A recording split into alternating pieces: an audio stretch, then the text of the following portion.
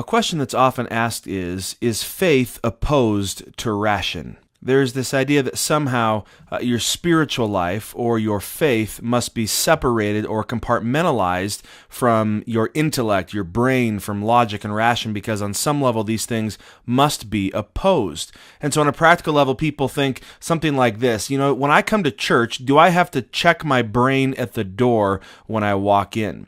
And some people wonder, is it ungodly, unspiritual to ask tough questions, to wrestle with spiritual issues, and even to doubt? Well, you see, I think the confusion comes when we misunderstand the nature of faith. And I think it'd be helpful to see how the Bible actually defines faith itself. Look what it says in the book of Hebrews, chapter 11 and verse 1.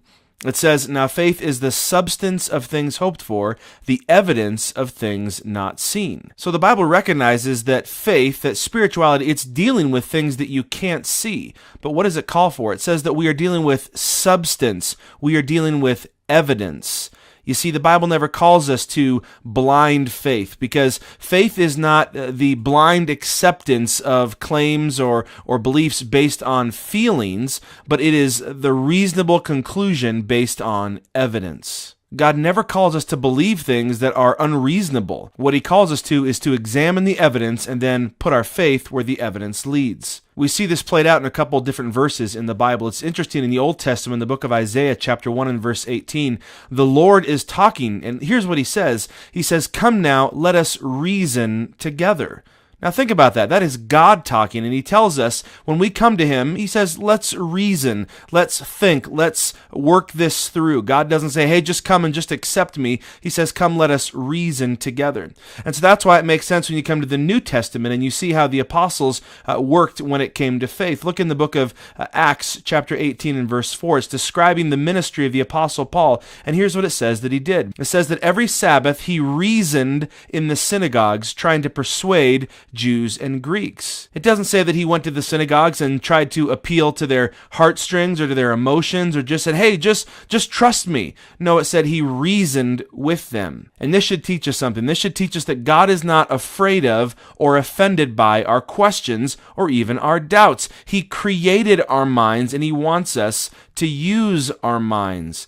That's why God says, okay, when you come to me, reason with me. When the Apostle Paul was trying to explain spiritual issues to people, he reasoned with them. So what that should teach us is this, that it's okay to research, to ask the tough questions when it comes to faith. That's not a sign of being ungodly or unspiritual. It's a sign that you understand the nature of faith, which is to follow the evidence. But with that being said, remember to keep this one thing in mind. When it comes to faith, it operates more like a courtroom than it does a science lab. Here's what I mean by that. You see, God cannot be controlled or duplicated like in a science experiment. That's what you do with the scientific method. You control all of the aspects of the experiment, and then you see if you can duplicate the same results, thus proving a scientific theory.